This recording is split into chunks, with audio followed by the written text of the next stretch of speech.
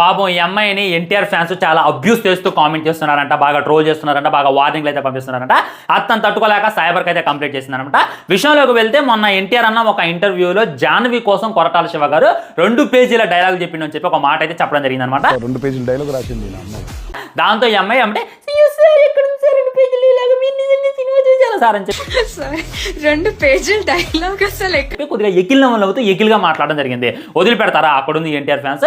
దాంతో mass warnings అయితే చెప్పడం జరిగింది. ఎమ్మటే వచ్చి నేను నిజమే చెప్పాను కదరా బాబు, ఎందుకురా నన్ను మీరు ట్రోల్ చేస్తున్నారని చెప్పి తనైతే అనడం జరిగింది అనమాట.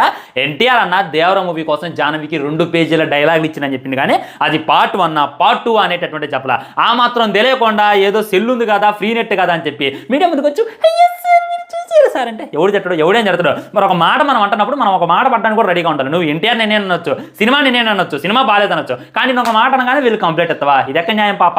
ఆడపిల్ల కాబట్టి అంతటితో ఆగారు, లేదా ఇంకో సీన్ ఉండేది.